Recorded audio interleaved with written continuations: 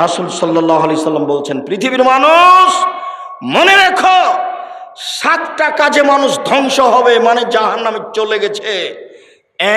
এক, আল ইশরাকু বিল্লাহ, আল্লাহর সাথে শিরক করা। 2, কাতলুন নাস, মানুষকে হত্যা করা। 3, আকলুর রিবা, সুদ খাওয়া। সুদ খায় যারা জাহান্নামে যাবে তারা। মন মতো চলে যারা জাহান্নামে যাবে তারা। সুদ ঘুষ খায় যারা জাহান্নামে যাবে তারা। কিস্তিতে টাকা তোলে যারা জাহান্নামে যাবে তারা। মন মতো চলে যারা জাহান্নামে যাবে তারা। আমি আব্দুর রাজ্জাক বিন ইউসুফ, আপনার বাড়ির মানুষ, আপনাকে আমি ভিক্ষে করে খেতে বলিনি, তবে ভিক্ষে করে খাওয়া জায়েজ। আপনাকে আমি বলেছি চকলেট বিক্রি করে খান, কলা বিক্রি করে খান, সুদের উপরে টাকা নিয়েন না। এরকম ইন্স্যুরেন্সে চাকরি করিয়েন না। এদেশের মাটিতে এমন কোনো এনজিও নাই যেখানে চাকরি জায়েজ, সব সুদের সাথে জড়িত। এদেশের মাটিতে এমন কোনো ব্যাংকিং ব্যবস্থা নেই যেটা সুদমুক্ত, যেখানে চাকরি জায়েজ। ব্যাংকে টাকা রাখা আর স্বেচ্ছায় চাকরি করা দুটো এক নয়। কথার 19-20 হওয়া খুব কঠিন আছে। কথা ফেরত নিতে হবে না সহজে। ভিক্ষা করে খাওয়া ভালো, শ্বশুরের কাছে যৌতুক নেওয়া ভালো নয়। ভিক্ষা করে খাওয়া ভালো, কিস্তিতে টাকা তোলা ভালো নয়। ভিক্ষা করে খাওয়া ভালো, সুদ খাওয়া ভালো নয়। সুদ চিরদিনের জন্য জঘন্য, নিকৃষ্ট, নেক্কারজনক কাজ, যার ফলাফল জাহান্নাম। সুদ যে খায় সে একদিন ভিক্ষুক হবেই হবে। যে সুদ খায় তাকে একদিন না একদিন ভিক্ষুক হতেই হবে। হয় সে হবে, না হয় তার ছেলে হবে, ভিক্ষুক হতেই হবে। সুদের পরিণাম নিঃস্ব। সম্মানিত দিনী ভাই বোন, রাসূল সাল্লাল্লাহু আলাইহি সাল্লাম বলেন 7টি কাজে মানুষ ধ্বংস হবে, জাহান্নামে যাবে। তার 3 নম্বর হলো সুদ খাওয়া। 4 নম্বর হচ্ছে আকলু মালিল ইয়াতীম, এতিমের মাল খেয়ে নেওয়া। 5 নম্বর হচ্ছে আত-তাওয়াল্লি আনিজ জাহাদ, যুদ্ধের মাঠ থেকে পালিয়ে যাওয়া। 6 নম্বর হচ্ছে কাজফুল মুহসানাতিল মুমিনাতিল গাফিলাত, ভালো মানুষের উপরে অপবাদ দেওয়া, ভালো মহিলার উপরে অপবাদ দেওয়া। দলীয় কৌশলে, দলীয় ক্ষমতায় দাঙ্গাবাজি করে, ক্ষমতা দেখিয়ে, দাপট দেখিয়ে, স্বৈরাচারী, স্বেচ্ছাচারী, বদমেজাজি দলীয় দাপট দিয়ে একটা নিঃস্ব মানুষের উপরে বদনাম চাপিয়ে তাকে জাতির সামনে অপমান করেছে। বেটা, ক্ষমতা দেখে কয়দিন বাঁচতে চাও তুমি? ফেরাউন ডুবে গেছে। মনে রেখো, তুমি দাম্ভিকতা দেখিয়ে, দলীয় দাপট দেখিয়ে, ক্ষমতা দেখিয়ে, অর্থ দেখিয়ে, দাঙ্গাবাজি করে, জুলুমবাজি করে, দাম্ভিকতা দেখিয়ে, স্বৈরাচারী হয়ে, স্বেচ্ছাচারী হয়ে, বদমেজাজি হয়ে 1 মিনিট বাঁচার চেষ্টা করিয়েন না। ফেরাউন ডুবে গেছে। আপনারও নৌকা ডুবে গেছে, নৌকা উঠবে না বলে রাখলাম আপনাকে। যাকে অপমান করেছেন তার কাছে আজকে ক্ষমা নিতে হবে সকাল হতে হতে। তাছাড়া আপনার নৌকা ডুবে গেছে, তাহাজ্জুদ দিয়ে টিকতে পারবেন না, হজ দিয়ে টিকতে পারবেন না, কোন পথ দিয়ে টিকতে পারবে না।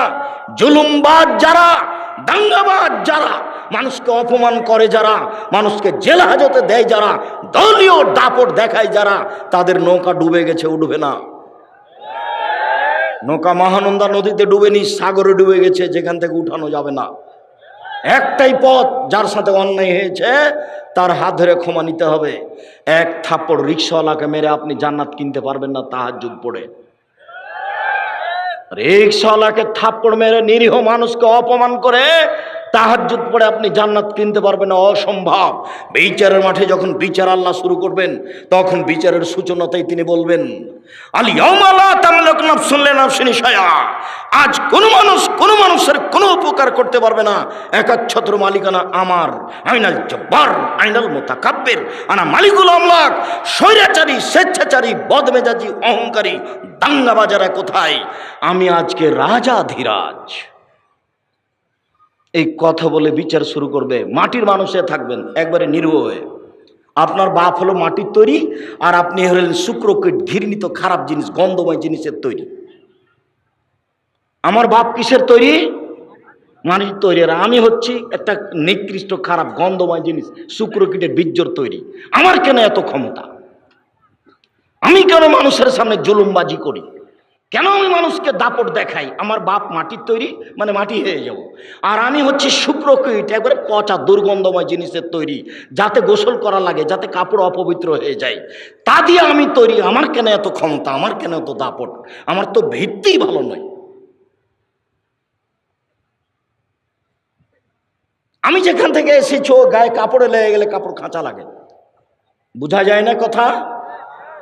আমি এই কথা বলিনি, এই কথা আল্লাহ বারবার বলছেন কোরআন মাজিদ। এই কথাই বারবার বলছেন যে তুমি কেন অহংকার করো? তোমার বাপ মাটির তৈরি আর তুমি বীর্যের তৈরি, তোমার অহংকারের কি আছে? তোমার অহংকার সাজে না, তোমার দাম্ভিকতা সাজে না, তোমার জুলুমবাজি সাজে না। সম্মানিত দিনী ভাই বোন, জাহান নামের জন্য অপেক্ষা করিয়েন না। পৃথিবীর 3 শ্রেণীর মানুষ জাহান নামে যাবেই। 3 শ্রেণীর মানুষ জাহান নামে যাবে। এক, মদমেনুল খামর, যারা নিয়মিত বিড়ি, তামাক, জর্দা, সিগারেট, গুল, নেশাদার দ্রব্য খায়, পান করে, তারা জাহান নামে যাবে।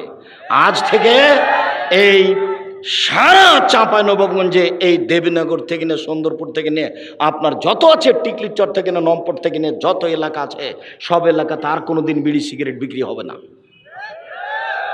সেদিন যেমন বলে গেছি যে ডুলি বিবি শব্দটাতে পেশাব করে দিয়ে উঠো, মানে ডুলি বিবি শব্দ আর কোনোদিন ব্যবহার করব না। 20-30 বছর পরে কেউ যদি বলে ডুলি বিবি, তখন আর একজন বলবে ডুলি বিবি কি গো? তখন আমাদেরকে বুঝাতে হবে অনেক দিন আগে ডুলি বিবি প্রথা ছিল, বরের সাথে যুবতী মেয়েরা যেত ঢং করে, সাজ করে, সেইটার নাম ডুলি বিবি। এখন এটা বাদ পড়ে গেছে। চাঁপাইনবাবগঞ্জে বিবাহের শুরু থেকে শেষ পর্যন্ত একটা কাজও যায় না, সবই হারাম। 32 বছর থেকে বলছি, কে এখন পর্যন্ত দাঁড়িয়ে আমাকে বলে না যে নাদরাজ সাহেব এইটাই ঠিক? সাহস হবে কোথায়? সবই যে খারাপ, একটাও যে জায়েজ নয়, একটাও জায়েজ নয়। সবাই মিলে বউ দেখতে পারে না, এটা হলো হারাম। বায়না প্রথা, বায়না করে তার হাতে টাকা দিবে, এইটা হলো হারাম। থুবড়া, সারা গ্রামের লোক মেয়েটার মুখে ক্ষীর দিচ্ছে, আরে বউয়ের মুখে ক্ষীর দেয়, এই মেয়েটা সারা গ্রামের বউ হলো কি করে? তাহলে হিসাব বেটা গায়ে লাগে না কেন? গায়ে কি সবই পুজ? সবই পুজ নাকি? একটু রক্ত নাই? আপনারা এসে ঠিক বলেছেন। আর নইলে এমন কথা বলেন কি করে? জবাব দিতে হবে। আমি জবাব দেওয়ার জন্য প্রস্তুত। এই নীতিতে শুধু প্রস্তুত নই, এই নীতিতে পেশাব করে দিতে প্রস্তুত। এই নীতি জাতি থেকে উঠিয়ে দেবো, চাঁপাইনবাবগঞ্জ জেলা থেকে বিদায় করে দেবো। 2 যুবতী মেয়েরা সারা রাত গীত গাইবে কণ্ঠস্বরে, আর থুবড়া খাওয়াবে সারা দিন, সারা রাত। সব গ্রামের লোক এসে বসবে, তার সামনে ক্ষীর তুলে দিবে। আশ্চর্যের নোংরা নীতি। আমি বলেছিলাম কাজী সাহেবের ওই খাতাকে টয়লেট পেপার হিসেবে ব্যবহার করতে হবে পেশাবের জন্য, পায়খানার জন্য। কেন? ওতে আছে 4টা সাক্ষী। তখন ওই কাজী সাহেব আমার উপরে খুব ক্ষেপে গেলেন, সম্ভবত মানিকগঞ্জ থেকে। আমাকে তখন আমি বলছি, জনাব ক্ষেপছেন কেন? শুধুমাত্র জেনা প্রমাণ করতে কয়টা সাক্ষী লাগে? পৃথিবীতে আর কোনো কাজে 4টা সাক্ষী লাগে না, শুধুমাত্র জেনা প্রমাণ করতে 4টা সাক্ষী লাগে। আল্লাহর নবী বলেছেন একটা বিবাহ বৈধ হওয়ার জন্য বাপ লাগে, 2 জন সাক্ষী লাগে। উকিল বাপ হারাম, চিরদিনের জন্য হারাম। উকিল বাপ চিরদিনের জন্য হারাম, চিরদিনের জন্য হারাম, কিয়ামত পর্যন্ত হারাম উকিল বাপ। উকিল বাপই নাই। খুলনাতে, চট্টগ্রামে, বরিশালে উকিল বাপই সেদিন থেকে বাপ।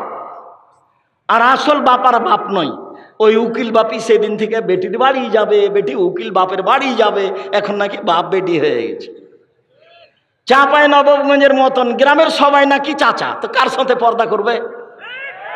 গেওরা গ্রামের সবাই নাকি ভাই, তো কার সাথে পর্দা করবে? তাই পর্দা করার কেউ নাই।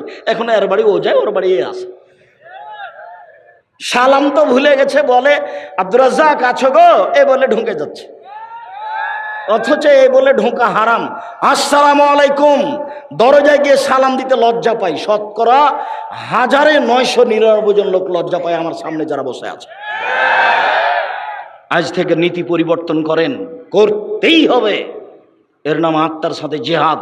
আজ থেকে এই বৈঠকে যত মানুষ বসে আছি আর কোনোদিন বাড়ির দরজায় গিয়ে বলবো না যে আমাদের মা খালেদার মা আছো, এ কথা বলবো না। দরজায় বলবো আসসালামু আলাইকুম। বলা যাবে না ইনশাল্লাহ বলছো না কেন? একটু লাভ দিয়ে উঠলে তো ভুলে যায় না, বলো ইনশাল্লাহ ইনশাল্লাহ। আর যদি কেউ সালাম ছাড়া ঢুকে যায় তাহলে কি করতে হবে? বাহির দরজায় যান, বাহির দরজায় যান, ওখান থেকে সালাম দিয়ে ঢুকেন। 3 শ্রেণীর মানুষ জাহান্নামে যাবে। 1, বিড়ি তামাক জর্দা সিগারেট গোল নেশাদার দ্রব্য খায় পান করেছে। 2, আর রাজনাত মিনান নিসায়ে, পুরুষের বেশধারী নারী, পুরুষের জুতা স্যান্ডেল পরে, পুরুষের শার্ট প্যান্ট পরে, পুরুষের পোশাক পরে। এই এলাকা থেকে এখন রাস্তা পাকা হয়ে গেছে। এই সুন্দরপুর নারায়ণপুরের ছেলে মেয়েরা বেশি শিক্ষিতা, এরা এখন মনে করেছে বেটি ছেলেরা যে আমাকে নিজেকেই বাজার করতে হবে। কেন? ওর স্বামী যখন কাপড় কিনে নিয়ে এসেছে তখন কাপড়ে হাতে বলছে কি যে মোটা কাপড় কিনে নিয়ে এসেছে। তখন নিরুপায় হয়ে স্বামী বলেছে তাহলে তুই কিনে নিয়ে। তখনও যাওয়ার সুযোগ পেয়েছে। কাপুরুষ, এর নাম কাপুরুষ, এর নাম কাপুরুষ। জীবনে আমরা কোনোদিন বাজারে যাইনি, জীবনে আমরা তো বেঁচে আছি। এবং এই কথা তো দূরের কথা, কাপড় কোনো মানুষ যদি কিনে নিয়ে এসে বাসায় দেয় তাহলে বলতে পাবে না এটা মোটা না চিকন। আর যদি স্বামী হাতে দেয় তাহলে বলতে হবে তুমি যাহাই আনিয়েছ তাহাতেই আমি খুশি। তাহলে সংসারের ভালোবাসা দ্বিগুণ বেড়ে যাবে। মোটা হোক চিকন হোক, তুমি যাহাই আনিয়েছ তাহাতেই আমি খুশি। অন্য মানুষ যদি কোটি টাকা দিয়ে কিনে নিয়ে আসে আমি খুশি নই। আমি নিজে হাতে যদি পরিশ্রম করে কিনে নিয়ে আসে আমি তাতে খুশি নই। তুমি আমার জন্য কিনিয়েছ তাতেই আমি খুশি। তাহলে সংসার সুন্দর হবে। আর আপনাকে আর একটা কথা বলা থাকছে, সবসময় নাম ধরে কাজে বলবেন, নিজে কাজ করবেন না। 1 গ্লাস পানি আপনি নিজে ঢেলে খেলেন কেন? আপনি বলবেন খালেদা 1 গ্লাস পানি নিয়ে আসো তো, ও খুশি হবে। আর নিজে ঢেলে খান তাহলে মনে করবে আমার উপরে রাগ করেছে, সেজন্য তো আমাকে বলেন। আর আপনাকে বলছি, আপনি মহিলা মানুষ, একটু পরে বলছি যে আপনি 1 গ্লাস পানি এইভাবে সামনে থ্যাকস করে দিয়ে সরে যায়েন না, এতে জান্নাত হবে না, এইভাবে সংসার চলবে না। আমি আপনার কাছে আসছি একটু পরেই, সম্মানিত দিনী ভাই বোন, এই কথাটা শেষ করে নিই। আমরা এখন রাস্তাঘাট পাকা, এর অর্থ আমার বোনকে আমার মাকে গিয়ে চাঁপাইনবাবগঞ্জের শহরে বাজার করতে হবে, সারা দিন এর ধাক্কা খেতে হবে, ওর ধাক্কা খেতে হবে। মোহর দিনে আপনি ধাক্কা খায় আর একজনের খারাপ লাগে না? একটু লজ্জা লাগে না? একটু শরম লাগে না? একটু হায়া লাগে না? একটু খারাপ লাগে না? একটু বোধোদয় না? একটু বোধগমন, একটা আত্মমর্যাদা নেই? আত্মমর্যাদা। উপস্থিত বৈঠকের দিনই মুসলিম শুনেন, উপস্থিত বৈঠকের দিনই মুসলিম বোন শুনেন। কথা বলছো কেন? তখন তো তোমার জন্যই কথা বলছি, আর তুমি কথা বলছো মানে লজ্জা হয় না তোমার? শরম হয় না তোমার? হায়া হয় না তোমার? ইতস্তবোধ হয় না তোমার? বোধোদয় নেই তোমার? বোধগম্য নয় তোমার? কোন সাহসে তুমি কথা বলো? তোমার বাপ তোমাকে কিছু বলে না, যার জন্য তুমি মনে করেছে এখানে আসলে তুমি ফুলে ধোয়া থাকবে নাকি? ভদ্রতা বজায় রেখে মুসলমানের মেয়ে হে বসে থাকো, আমি তোমার জন্য এসেছি। এই মাঠে আমি গত বছর আসতে পাইনি, আমার একটা দুঃখ বেদনা আছে। আমি সাধ করে তোমার জন্য এসেছি, তুমি মুখ খুলবে না। আমার কথা শেষ হবে তখন তুমি ভাবতে ভাবতে বাড়ি যাবা। এটা আমি ঐকান্তিক কামনা এ দেশের মানুষ হিসেবে তোমার কাছে আমি দাবি রাখি। যত দিনী ভাই বোন আছেন, শরীয়তের ব্যাপারে আমি আপনার কাছে আসতে চাই। আমার এটা দাবি আপনার কাছে, শরীয়তের ব্যাপারে আপনি আমার কাছে আসবেন, এটা আমার দাবি আপনার কাছে। জাতির যদি রাস্তাঘাট করে দিতে না পারি, জাতির যদি স্কুল কলেজ করে দিতে না পারি, জাতিকে চূড়ান্ত সঠিক ধর্ম দিতে পারবো ইনশাআল্লাহ। ধর্মের ব্যাপারে জাতিকে ফাঁকি দিয়ে পরকাল হারাতে রাজি নয়। আর ধর্ম নিয়ে চিন্তা ভাবনা করি, হাতে ফতোয়া লিখছি প্রায় 24-25 বছর থেকে। কাজেই কেউ চট করে একটা কথা বলবে আর সেটাই প্রমাণ হয়ে যাবে, কথা নয়। একটা মমর্ষ ব্যক্তি, জানাজা ব্যক্তি, লোককে কবরে থাকা নিয়ে প্রায় 241টা বেদাত আছে, পুরোটাই বেদাত। লোকটা মরে জান যায়। আপনি তার পাশে সূরা ইয়াসিন পড়লেন কেন? কেন পড়বেন? সূরা ইয়াসিন পড়ে কোনো কিছু হবে না, আপনি পড়লেন কেন? মরার সাথে সাথে আপনি মুখটা ঘুরিয়ে দিলেন কেন? সাদা কাপড় দিয়ে ঢেকে দেন। মরার সাথে সাথে আপনি পেট চেপে পেশাব পায়খানা বের করলেন কেন? এই মহিলা বৈঠকের মহিলা দিনী বোন শুনেন, আপনাকে বলছে, এদিকে শুনেন। মহিলাটা মারা গেছে, আপনি পেট চেপে পেশাব পায়খানা বের করলেন কেন? কে বলেছে আপনাকে? আপনি এখন নখ কাটলেন কেন? নখ তো যখন শ্বাস ছিল তখন কাটতে হতো, শ্বাস বন্ধ হয়ে গেছে, সব এখন বিধান বন্ধ। আপনি এখন নখ কাটলেন কেন? মোচটা ছোট করলেন কেন? পরিষ্কার পরিচ্ছন্নতায় গেলেন কেন? সব বন্ধ, শুধু অজু দিয়ে গোসল দিতে হবে। ওকে সম্পূর্ণ বাম কাতে রেখে ডান কাতে পানি ঢেলে শরীরটা গোটা ভিজিয়ে দিয়ে, গোটা শরীরের সাবান লাগিয়ে দিয়ে খুব হাত দিয়ে ডোলে, শক্ত করে ডোলে পরিষ্কার করে ঝকঝকে করে ধুতে হবে। 3 বার, 5 বার, 7 বার ঝকঝকে করে পরিষ্কার করে ধুতে হবে। ধুয়ে সাদা কাপড় 3টে বিছিয়ে দিয়ে লাশটা উঠিয়ে দিয়ে, ডানেরটা বামে, বামেরটা ডানে। লাশের পা আগে যাচ্ছে না, মাথা আগে যাচ্ছে, এটা বিবেচনার দরকার নেই। লাশকে সামনে রেখে 2-3 জন বক্তব্য দিতে পাবে না। চেয়ারম্যান একবার, মেম্বার একবার, গ্রামের সর্দার একবার, ওর বাপ একবার, ওর বেটা একবার, না, এগুলো একটাও চলবে না। 2-1টা কথা ইমাম বলতে পারেন, তার একটা কথা থাকবে যে এর ঋণ আছে নাকি। ঋণ থাকলে জানাজা হবে না। ব্যাংকে লোন নিয়ে কোনোদিন ব্যবসা করিয়েন না। এই ছেলে, এই যুবক শোনো, ভিক্ষা করে খেতে প্রস্তুত আছি, ব্যাংকে লোন নিয়ে ব্যবসা করব না। ও ব্যাংকে চাকরিজীবী, আপনাকে বলছি, সরকার আপনাকে লোন দিয়েছে, বাড়ি তো 5 তালা করেছে লোনের টাকায়, আপনার তো জানাজা হবে না। ছেলেরা তো এই বাড়িতে বসবাস করবে, জানাজাই হবে না আপনার। জাহান্নাম জান্নাত পরে, জানাজাই নেই। লোন আছে যার, তার জানাজা নেই। যতক্ষণ পর্যন্ত লোন পরিশোধ না হবে ততক্ষণ পর্যন্ত জানাজা হবে না। দেখি কে আছে এমন তার জানাজার বৈধতা দিতে পারে। মাটি দেওয়ার সময়তে বিসমিল্লাহ বলে মাটি দিতে হবে, যেদিকে পা থাকে সেদিক থেকে ঢোকাতে হবে। তার মানে কোন দিক থেকে বলেন তো? কোন দিকে পা থাকে? এই ছেলে বলো, দক্ষিণ দিকে। বলতে পারছো না কেন? খালি মিছিলে অমুকের চরিত্র ফুলের মতো পবিত্র, ওটা খুব পারে একটা সিগারেটের হিসাবে। একটু বুদ্ধি থাকে না? একটু হিসাব পাও না, আজ থেকে নীতি পরিবর্তন করে দাও। উপার্জন করে খাই, কারো এ বিষয়ে বলতে রাজি নই। তুমি জানো ও রাতে কি করে? তুমি যে বললে অমুকের চরিত্র, তুমি কি করে জানো তার চরিত্র? তুমি কি আল্লাহ? তুমি কেন গেলে এখানে আর একজনের এইভাবে সাফাই গাইতে? একটা সিগারেটের কারণে তোমার ইতস্তবোধ হয় না? রুজি উপার্জন করে খাও। আরে ভিক্ষা করে খাবো কেন? মানুষের বাড়িতে কাজ করে খাবো, মানুষের বাড়িতে কাজ করে খাবো। ক্ষমতা নিয়ে বসবাস করব, সাহস নেই, ইমান নিয়ে বসবাস করব। একদিন চকলেট দিয়ে ব্যবসা করেছি, একদিন কাপড়ের ব্যবসা করব, একদিন কোটি টাকার ব্যবসা করব, একদিন উসমানের মতো ধনী হবে এই মাটিতে। ব্যবসা করে জাতির উপকার করব ইনশাআল্লাহ। চাঁপাইনবাবগঞ্জে বাড়ি, সেই জন্য 5 বছরে আম বাগান বিক্রি করে আপনার লন্ডনে বাড়ি করব না। 5 বছরের জন্য বিক্রি কয়েক কোটি টাকায়, এই একবার নগদ জাহান্নাম। কিভাবে দিন কাটছে কেউ একটু বুঝতে চায় না। সম্মানিত দিনী ভাই বোন, বলছিলাম পুরুষের বেশধারী নারী যারা, তারা জাহান্নামে যাবে। 3 যে তার বাড়িতে বেহাইয়ের সুযোগ দিয়েছে, যার মেয়ে নগ্ন পোশাকে স্কুল কলেজে যায়, যার স্ত্রী নগ্ন পোশাকে চলে, সেই হচ্ছে দায়ুস। এমত অবস্থায় তাহাজ্জুদ পড়ে সফলতা অর্জন করতে পারবে না। সম্মানিত দিনী ভাই বোন, আমি এখানে মহিলাদেরকে আরো একটি কথা বলে সামনের দিকে যেতে চাচ্ছি। উপস্থিত বৈঠকের দিনী মুসলিম বোন, শুনে রাখুন, রাসূল সাল্লাল্লাহু আলাইহি সাল্লাম বলেন, 2 শ্রেণীর মানুষ আছে, ওরা জাহান্নামে যাবে, আমি তাদের দেখিনি। 2 শ্রেণীর মানুষ আছে, ওরা জাহান্নামে যাবে, আমি তাদের দেখিনি। 2 শ্রেণীর মানুষ আছে, ওরা জাহান্নামে যাবে, আমি তাদের দেখিনি। 1, ওদের হাতে থাকে লাঠি, গাভীর লেজের মতো, ওরা তা দিয়ে মানুষকে মারে, এরা জাহান্নামে যাবে।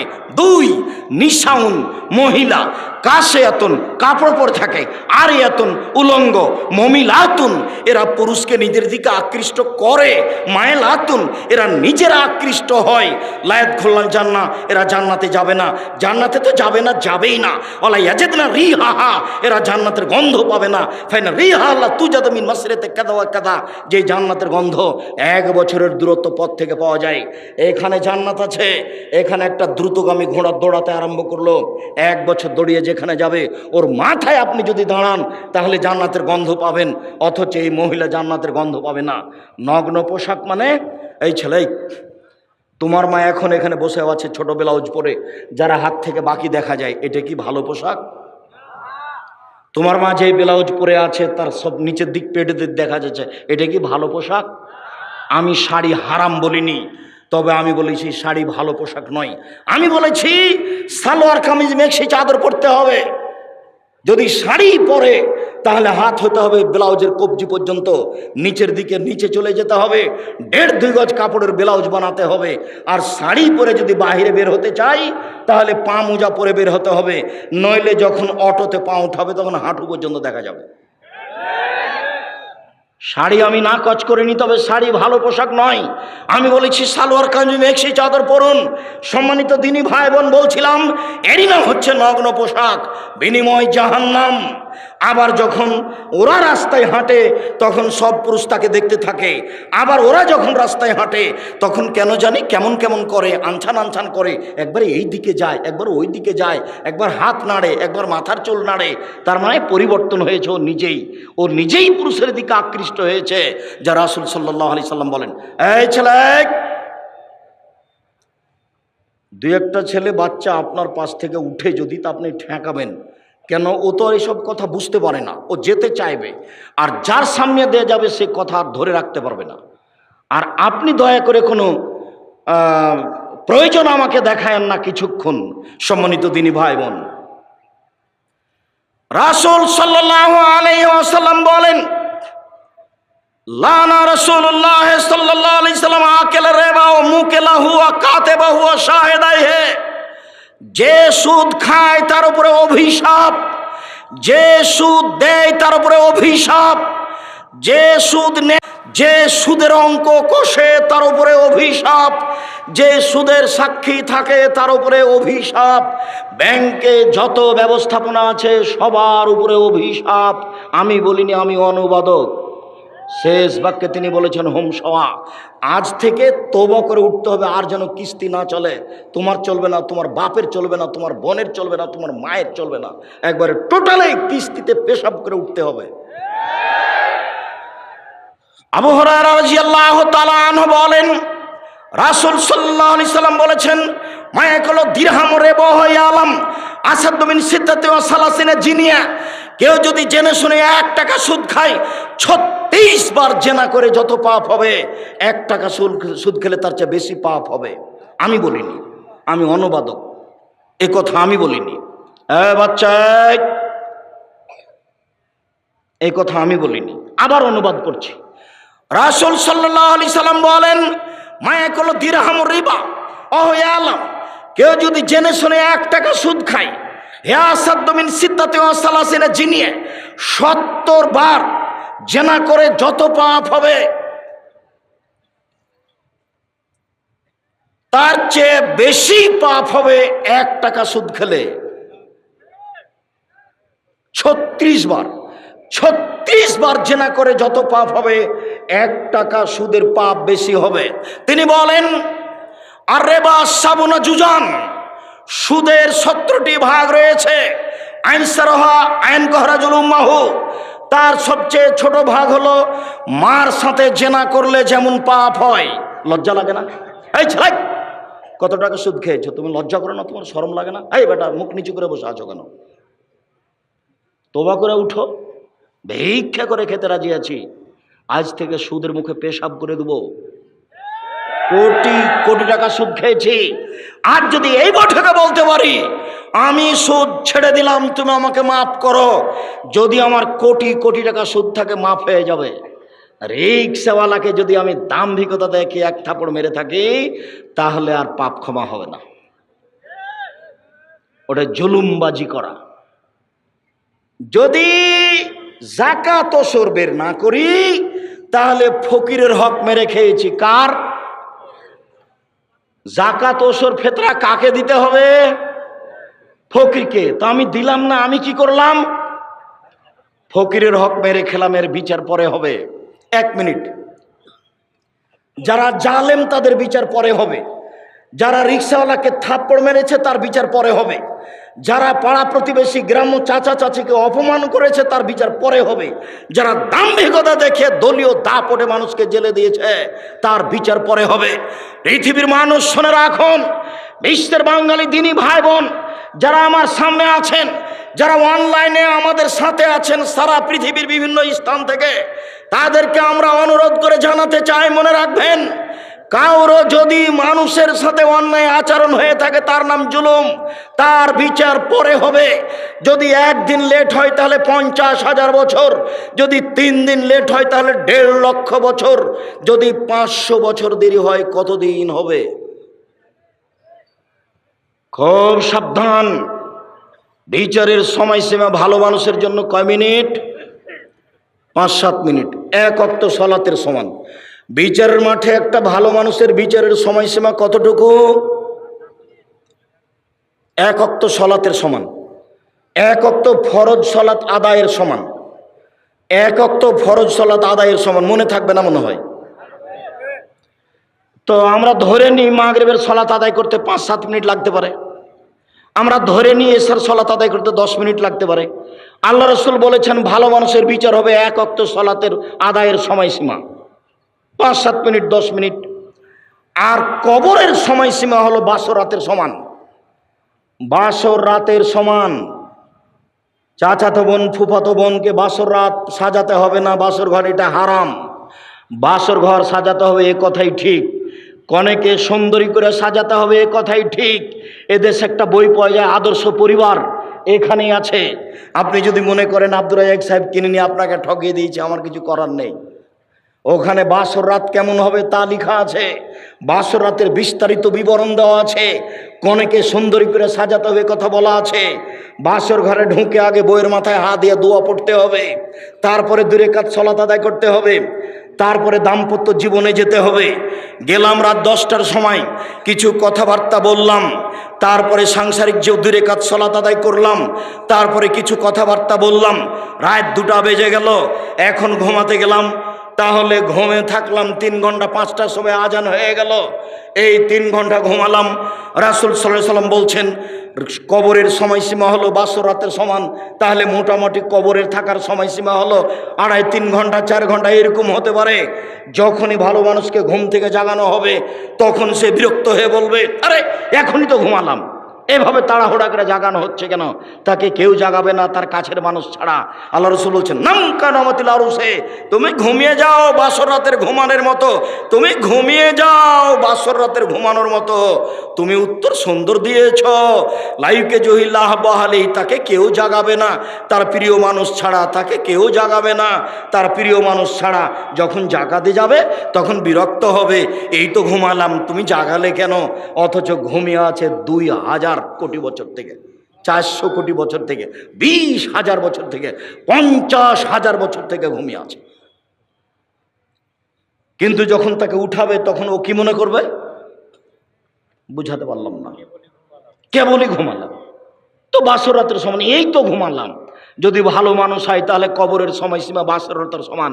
আর যদি ভালো মানুষ হয় তাহলে বিচারের মাঠের সময়সীমা কতটুকু? 5-7 মিনিট, 10 মিনিট, 1 ওয়াক্ত সালাত আদায়ের সমান। বিচারের মাঠে যদি জালেমের 1 দিন দেরি হয় তাহলে 50,000 বছর, 3 দিন যদি লেট হয় তাহলে 1.5 লক্ষ বছর, যদি 500 বছর দেরি হয় তাহলে কতদিন আমি বলতে অক্ষম। সম্মানিত দিনী ভাই বোন, ভুলেও কোনোদিন জুলুমবাজি করে 1 দিন 1 ঘন্টা বাঁচার চেষ্টা করবেন না। ফেরাউন ডুবে গেছে, আমার জন্য নৌকা ডুবে না যায়, আমি একটু বাঁচতে চাই। সংবরণশীল হয়ে, ধৈর্যশীল হয়ে, ধৈর্যের পরিচয় দিয়ে, কাউকে গালি না দিয়ে, দাম্ভিকতা না দেখিয়ে অল্প সময় বেঁচে থাকার চেষ্টা করুন। 1 মিনিট, একটা। আমার মা নকল করছেন আমার নানির কথা।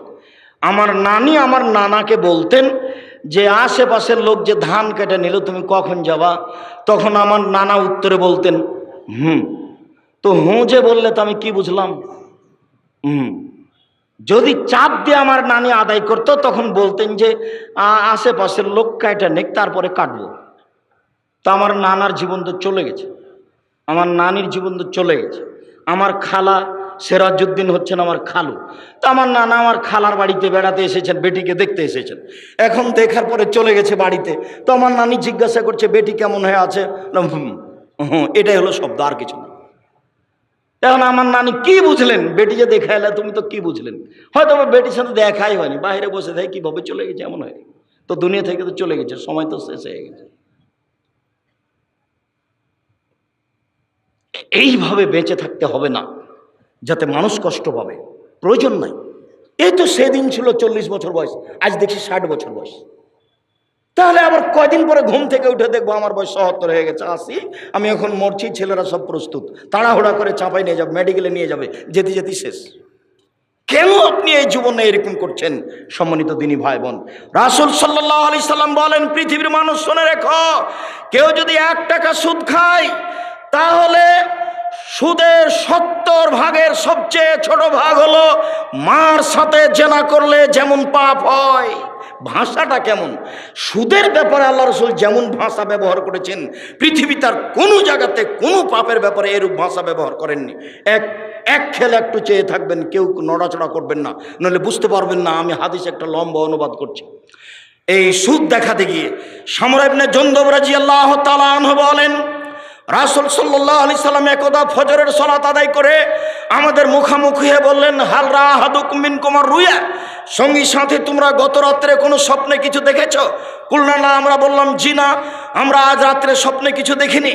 তিনি বললেন, ইন রাআইতুল লাইলাতা রাজুলাইনি, আমি গত রাত্রে 2 জন লোককে দেখলাম, ফাতায়ানি, তারা 2 জন আমার কাছে আসলো, ফাঁকা যাবে এদাইয়া, তারা আমার 2 হাত ধরে আমাকে টেনে নিয়ে যেতে লাগলো বাইতুল মুকাদ্দাসের দিকে। টেনে নিয়ে যেতে যেতে দেখলাম একটা লোক বসে আছে, একটা লোক দাঁড়িয়ে আছে, তার হাতে একটা লোহার বাঁকা লাঠি আছে। লোহার বাঁকা লাঠিটা তার মুখের ডান দিক দিয়ে ঢুকিয়ে দিচ্ছে, ফেড়ে বাম দিকে নিয়ে যাচ্ছে, আবার তার বাম দিকে লাগাচ্ছে, আবার মুখটা ফেড়ে পিছন দিকে নিয়ে যাচ্ছে। বাম দিক ফেড়ে ফেলতে না ফেলতেই ডান দিক আবার ঠিক হয়ে গেছে। যতবার এরকম করছে অপর দিক ঠিক হয়ে যাচ্ছে। আমি বললাম, জিবরাইল মা হাজা, একই কথা। তারা 2 জন বলেন, ইনতালেক, চলতে থাকেন। ফানতালেক না, কিছু না বলে চলতে থাকলাম। চলতে চলতে দেখি একটা রাজুল, একটা মানুষ শুয়ে আছে, পাশে একটা লোক দাঁড়িয়ে আছে, তার হাতে একটা পাথর আছে। ফাজারা বাহু দাদা দাহাল হাজারো ফানতালাকা ইলাইহে, তার মাথার উপরে মারছে জোরে পাথরের বাড়ি, মাথাটা ভেঙে একবারে ছাতু ছাতু হয়ে যাচ্ছে, পাথর ছিটকে দূরে চলে যাচ্ছে। সে পাথর নিয়ে আসতে যাচ্ছে, আনতে না আনতে দেখে মাথা ঠিক হয়ে গেছে, আবার মারছে, আবার পাথরটা চলে যাচ্ছে ওইদিকে, আবার নিয়ে আসছে। আমি বললাম, মা হাজা, একই দৃশ্য। তারা 2 জন বলেন, ইনতালেক, চলতে থাকেন।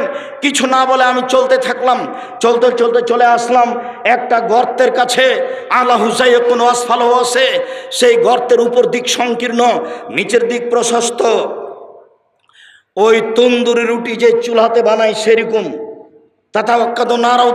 তার ভিতরে দেখি দাদা দাদা দাদা করে আগুন জ্বলছে। ফাইজা ইরতাফাউ, যখন আগুনটা জোরে জ্বলে উঠছে তখন ওর ভিতরে যা কিছু আছে সব উপরে চলে যাচ্ছে, মনে হচ্ছে যেন বের হয়ে পড়ে যাবে। ফাইজা খামেদাত রাজাউ ফিহা, যখন আগুনটা একটু কমে যাচ্ছে তখন সব ভিতরে চলে যাচ্ছে। ফাইজা নিসাউন ওরাতুন, দেখি উলঙ্গ অবস্থায় পুরুষ আর নারী জমা হয়ে দাদা দাদা করে উপরে উঠে যাচ্ছে, আবার নিচে নামছে, আবার উঠে উপর চলে যাচ্ছে। 2 জন জমা ধরে আছে, তাদের পরনে কোনো কাপড় নাই। দৃশ্য দেখে অবাক হয়ে গেলাম। আমি বললাম, মা হাজা, জিবরাইল, একই দৃশ্য, কালা। তারা 2 জন আমাকে কিছু বললেন না, ইনতালেক, চলতে থাকলেন। আমিও বললেন চলেন, আমিও চলতে থাকলাম। চলতে চলতে চলে আসলাম একটা রক্তের নদী। দেখি নদীতে শুধু রক্ত, পানি টানি নাই, কিছু নেই। রক্তের নদীর মাঝে একটা লোক আছে, পাশে একটা লোক রয়েছে। যে লোকটা পাশে আছে তার হাতে একটা আছে, পাথর আছে। যতবার রক্তের নদী থেকে লোকটা উঠতে চাচ্ছে ততবার পাশ থেকে মেরে তার মুখকে ভেঙে চুর করে দিচ্ছে, চুরমার করে দিচ্ছে, ও ভিতরে চলে যাচ্ছে, আবার আসার চেষ্টা করছে, আবার পাথর মারছে। আমি বললাম একই দৃশ্য। কালা তারা দুজন বললেন ইনতালেক, চলতে থাকেন। আমি আর কিছু না বলে চলতে থাকলাম। চলতে চলতে চলে আসলাম একটা বাগানে। সেই বাগান দেখি খুব সুন্দর বাগান, অফিয়া সাজারন্ত নাজিমা। বাগানে দেখি একটা খুব বিরাট গাছ, সেই গাছের পাশে দেখছি একটা বৃদ্ধ মানুষ হেলান দিয়ে বসে আছেন। দেখি একটা দূরে একটা লোক, তার হাতে একটা লোহার লাঠি আছে, ইকদুন্নারা, ও আগুনকে এভাবে লোহার লাঠি দিয়ে উত্তেজিত করছে। ফাসায়দা বিয়া সাজারা, তারা দুজন আমাকে ধরে গাছের উপর দিকে নিয়ে চলে গেলেন, মাঝামাঝি দিকে একটা ঘরে ঢুকে দিলেন। আরে গাছের মাঝামাঝিতে ঘর, এত সুন্দর দামি ঝকঝকে ঘর, ঝকঝকে ঘর আমি জীবনে কোনোদিন দেখিনি। সব কিছু দেখলাম। সেখানে দেখি যুবক, যুবতী, পুরুষ, নারী, বৃদ্ধ, সব বৃদ্ধা পরিপূর্ণ হয়ে আছে। তারা দুজন আমাকে সেখান থেকে বের করে নিলেন, আর উপরে নিয়ে গেলেন, আর একটা ঘরে ঢোকালেন। দেখি সেই ঘর আগের ঘরের চেয়ে অনেক উত্তম। সেই ঘরে আছে শুধু যুবক আর বৃদ্ধ মানুষ আছে। এইবার তারা দুজনকে আমি বললাম, এতক্ষণ পর্যন্ত যা কিছু দেখলাম আমাকে বলে দেন। তখন তারা দুইজন বললেন, আচ্ছা আচ্ছা ঠিক আছে, সব বলে দিচ্ছি আপনাকে। আপনি কি দেখলেন? ওই যে প্রথমে দেখলেন একটা লোক বসে আছে, তার মুখের ডান দিক দিয়ে লাঠি ঢুকিয়ে ফেড়ে পিছন দিকে নিয়ে যাচ্ছে, বাম দিকে লাঠি ঢুকিয়ে ফেড়ে পিছন দিকে নিয়ে যাচ্ছে। ফারাজুলুন কাযাব, মিথ্যা কথা বলতে। যারা জীবনে মিথ্যে কথা বলবে তাদের এই অবস্থা হবে। যতদিন পর্যন্ত বিচার না হয়েছে এরকম হতে থাকবে। মিথ্যা কথা বললেন কেন? সুলিও হবে না, ফাঁসিও হবে না। কেন আপনি মিথ্যা কথা বলতে গেলেন? কেন আপনি মিথ্যা সাক্ষী দিবেন? হাদিস বুখারী মুসলিম এক খেয়ালে চেয়ে থাকবেন, যার মুখ ফেড়ে ফেলা হচ্ছে এ হলো মিথ্যুক। বিচারের দিন পর্যন্ত এইভাবে তার শাস্তি হতে থাকবে। বিচার হলে কি হবে? বুঝাই যাচ্ছে জাহান্নাম হবে, তবে আল্লাহ ভালো জানে। দুই, ওই যে দেখলেন যে লোকটা শুয়ে আছে, পাশ থেকে পাথর মেরে তার মাথাকে ভেঙে চৌচির করে দেওয়া হচ্ছে। রাজুলুন আলেম, উনি হচ্ছেন মাওলানা মানুষ। উনি কেমন মানুষ? মাওলানা মানুষ। হুজুর এবার আটকা পড়েছে। বক্তা শ্রোতার পরিচয় বই পড়তে হবে, জরুরি। হুজুরকে দিয়ে জাহান্নাম উদ্বোধন হবে। কাকে দিয়ে জাহান্নাম উদ্বোধন হবে? হুজুরকে দিয়ে। আল্লাহ রাসূল বলছেন যে জিবরাইল আমাকে মেরাজে নিয়ে যাচ্ছেন উপরে। হঠাৎ দেখি অনেক মানুষ, যাদের ঠোঁট এবং জিভাকে আগুনের কেঁচি দিয়ে কেটে দেওয়া হচ্ছে, আগুনের কেঁচি দিয়ে জিভা কেটে দেওয়া হচ্ছে। আমি বললাম, জিবরাইল মান হাওলা, একই কথা। ছি ছি ছি ছি ছি জি, জিভা কেন আগুনের কেঁচি দিয়ে কেটে দেওয়া হচ্ছে? তখন জিবরাইল বলছেন, হাওলাই খতবান উম্মতেক, এরা হচ্ছে আপনার উম্মতের বক্তা, যারা বক্তৃতা করে বেড়াতো। আমি জানি না আপনার মুফাসসিরের কি হবে। আপনার মুফাসসির দিয়ারের মাটিতে এসে 3 ঘন্টা বক্তব্য দিল, তারপরে বলছে এই আয়াতের তাফসীর তো আরো 2 দিন লাগবে। আল্লাহর কসম, ওরকম তাফসীর দুনিয়াতে নাই। আপনি বাস্তব পরীক্ষা করবেন। এই ছেলে, কতদিন থেকে টাকা এভাবে উঠাও গো তাফসীর মাহফিলে? বলো যে ভুল হয়েছে, আর কোনোদিন করবো না। এই ছেলে শোনো, তোমাকে বলছি, বাংলা তাফসীর ইবনে কাসির পাওয়া যায়, সবচেয়ে বড় এবং ব্যাপক। তোমার হুজুরকে বলে দিও সূরা কাহফের 10 নম্বর আয়াত পর্যন্ত তাফসীর করবেন, তারপরে তুমি বাংলা খুলে বসে থাকবা। আল্লাহর হস্তে তোমার সাথে তার কোনো মিল খাবে না। তোমাকে ফাঁকি দিয়েছে, জাতিকে ফাঁকি দিয়েছে। 20,000 টাকা লস হয়েছে, আবার মুরগির গোস্ত, আবার একটু মনে হয়ে গেলে চোখ গরম। হ্যাঁ, গাড়ি পাঠাননি, আমি দেখে আসছি না। 90 সাল থেকে দেখছি। কতদিন থেকে? 90 সাল থেকে দেখছি। আমি কোনোদিন বলিনি গাড়ি কোথায়, কোনোদিন বলিনি গাড়ি কোথায়, ব্যবস্থাপনা ভালো হয়নি কেন, কোনোদিন বলিনি। বিমানবন্দরে ঢুকে যখন বিমানে উঠতে যাই, তখন যারা নিয়ে যায় তারা বলে আপনি থামেন, আপনি এখানে বসে থাকেন। তো কিছুক্ষণ পরে বলে যে চলেন। তার মানে ওই আর সব আমলোক যে গাড়িতে উঠেছে ওকে আমাকে ওখানে উঠতে দিবে না। ওই পার্সোনাল একটা গাড়ি নিয়ে এসেছে, তার নাম ভিআইপি বলছে। আমি ভিআইপি হিসাব করি না কোনোদিন। যখন যেখানে যাই পিছনে মানুষ এমনি হেঁটে বেড়াচ্ছে। এরা আল্লাহর অশেষ দয়া। এর নাম দয়া। এর নাম কি? এর নাম দয়া। কোনো দিন একটা মিনিটের জন্য নিজেকে হিসাব করে চলি না, একটা মিনিট। এই যে আজকে এখানে এসেছি, কিছুক্ষণ আগে বাড়িতে যেভাবে ছিলাম সেভাবে এসে। মুসলিউদ্দিন বলছে যে দুবাই বিমানবন্দরে লুঙ্গি পরে আছেন, জরিমানা লাগবে। জরিমানা আগে লাগুক তো তারপরে দেখা যায়, জরিমানা আগে লাগুক। গ্রামের মানুষ খুব সাধারণভাবে থাকার চেষ্টা করি, আল্লাহকে বলি আল্লাহ আমার ভুল ত্রুটির কারণে জামিয়া সালাফের ক্ষতি না হয়। আর একটা বলি, আমি যদি কিছু এবাদত বান্দিগি করে পার হতে না পারি, তাহলে জনগণ যেসব কোরআন হাদিসের কথা বলেছি ওরা যে মেনে চলছে ওই দিক দিয়ে একটু বিচারের মাঠে পার করে দিও কোনো রকম করে, অন্তত এইটুকু তুমি দাবি রক্ষা করো। এইভাবে বলি আল্লাহকে। নিজে কিছু করে সফল হতে পারবো এমনটা মনে বলে না। সম্মানিত দ্বীনি ভাই বোন, তারপরে আল্লাহ রাসূল বলছেন যে দুইজন বলছেন ওই যে আপনি দেখলেন যে লোকটা রক্তের নদীতে পড়ে আছে সে হচ্ছে সুদখোর।